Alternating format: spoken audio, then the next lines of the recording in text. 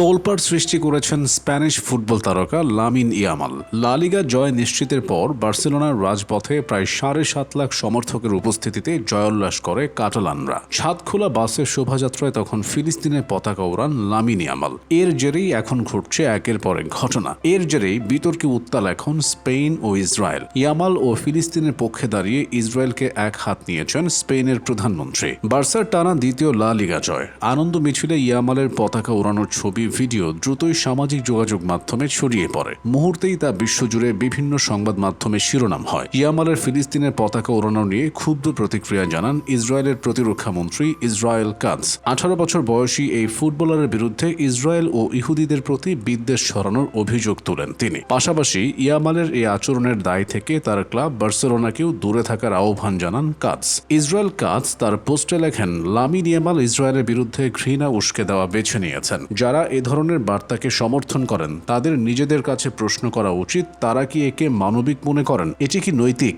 Israeli মন্ত্রীর এই বক্তব্যের কড়া জবাব দেন খোদ স্পেনের প্রধানমন্ত্রী পেদ্রো সানচেজ। সামাজিক যোগাযোগ মাধ্যম এক্সে নিজের হ্যান্ডেল থেকে তিনি পোস্ট করেন, একটি রাষ্ট্রের পতাকা ওড়ানোর বিষয়টিকে যারা ঘৃণা উস্কে দেওয়া বলে মনে করেন তারা হয় হিতাহিত জ্ঞান হারিয়েছেন, নয়তো নিজের জঘন্য মানসিকতায় অন্ধ হয়ে গেছেন। লামিন কেবল ফিলিস্তিনের প্রতি সেই সংহতি প্রকাশ করেছেন যা কোটি কোটি স্প্যানিশ নাগরিক মনে প্রাণে ধারণ করেন। তার জন্য গর্বিত হওয়ার এটি আরও একটি বড় কারণ। অর্থাৎ স্পেনের প্রধানমন্ত্রী শুধু ইয়ামালের পাশেই দাঁড়াননি, বুঝিয়ে দিলেন সমগ্র স্পেনের সমর্থনই ফিলিস্তিনের দিকে। স্পেনে ফিলিস্তিনের প্রতি সমর্থন দীর্ঘদিন ধরেই ব্যাপক। ইসরায়েলের গাজা অভিযানের কড়া সমালোচক হিসেবে পরিচিত স্প্যানিশ প্রধানমন্ত্রী। এদিকে লামিন ইয়ামালের ভালোবাসার প্রতিদান হিসেবে গাজায় এক ধ্বংসস্তূপের মাঝে ফিলিস্তিনি পতাকা হাতে ইয়ামালের একটি মুরাল বা দেয়াল চিত্র আঁকা হয়েছে। ফিলিস্তিনি শিল্পী উবাই আল কুরশালি রয়টার্সকে বলেন, সারা বিশ্ব দেখেছে বার্সেলোনার এক বিশাল উৎসবে লামিন ইয়ামাল ফিলিস্তিনের পতাকা উড়িয়েছেন। এরপরই আমি এই দেয়াল চিত্র আঁকার কাজ শুরু করি। তিনি যা করেছেন তার জন্য আমরা তাকে ধন্যবাদ জানাতে চাই। তিনি ক্যারিয়ার, খেলা ও ভবিষ্যৎ সবই ঝুঁকির মুখে ফেলেছেন, কিন্তু সেসবে পরোয়া না করে তিনি ফিলিস্তিনের অধিকারের প্রতি সমর্থন জানিয়েছেন।